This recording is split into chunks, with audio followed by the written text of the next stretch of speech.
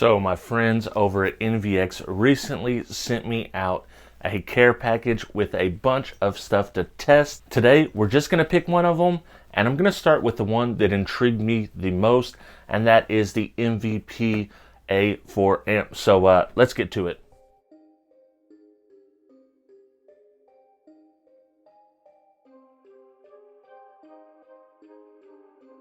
Let's start with a tour of the box.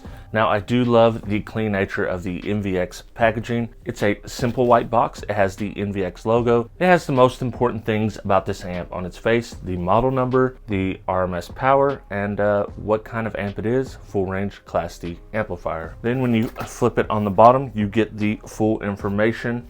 So you get 100 watts by 4 at 4 ohms, 150 watts by 4 at 2 ohms, 300 by 2 bridged at 4 ohm. You get your general specifications here. This is IPX67 waterproof rated, so it is marine friendly, and that's a very nice feature. You get the frequency response 20 to 20 kilohertz, crossover range 40 to 400 hertz, THD, which is less than 0.3%, 2 and 4 channel input mode, and the length is 9.7 inches, the width is 7.2 inches, and the height is 2 inches. You also get here a basic layout of the amp.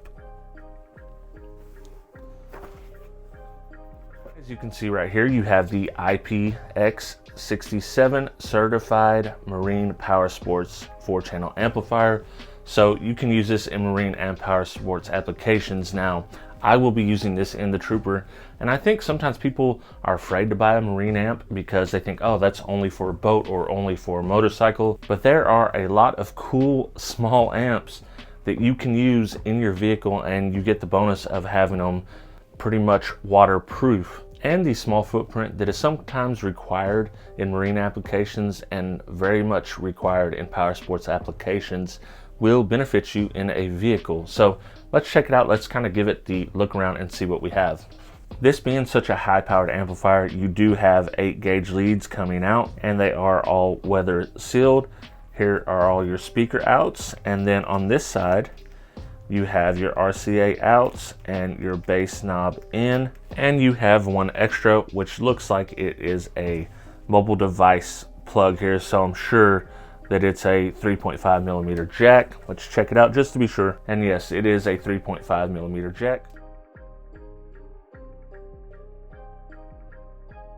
And now we can see the controls. You have sensitivity controls for front and rear. You have a high pass, low pass, and pass through crossover. You have your crossover frequency adjustment here, and you have your input mode in 2-channel or 4-channel, whichever you're using, and then just a simple power and protect light. I think it's time we go ahead and strap this up to the dyno and see what kind of power it actually puts out. All right, we're gonna start off with the 4 ohms stereo test. We are rated 100 watts by 4. All channels are driven. We're going to use a 1 kilohertz track because that's what music plays at. So let's start the track. Let's see what kind of power we actually get.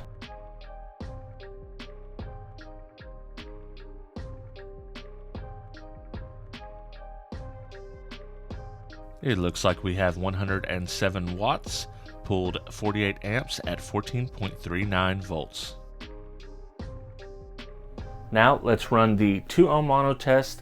All channels are driven again using the same 1 kilohertz track. This time we are rated 150 watts by 4. So let's run it again and let's see what we get.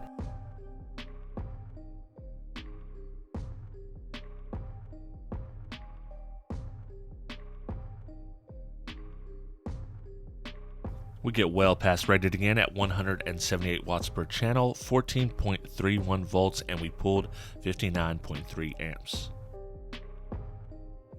Now we're on to the 4 ohm mono test. We are rated 300 watts by 2. In this test, I'm going to use a 40 hertz track because likely if you're using this mode, you're probably using a sub unless you're bridging it to some big marine tower speakers. But nonetheless, we're gonna go with the 40 hertz track just to give you a different perspective. So let's see what this amp will do at 4 ohm mono.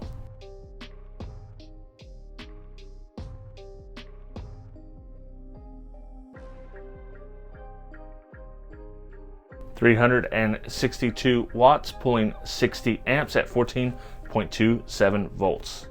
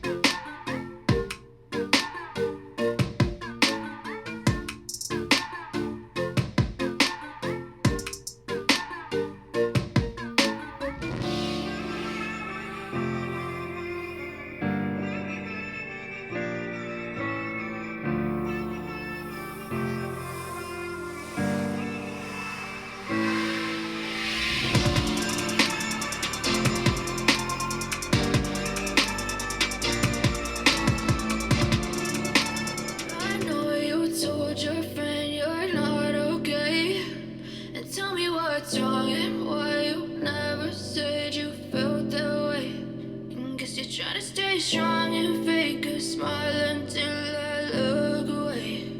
But I've known you too long, it hurts to watch your blue eyes fade to gray as you fade away, as you fade away.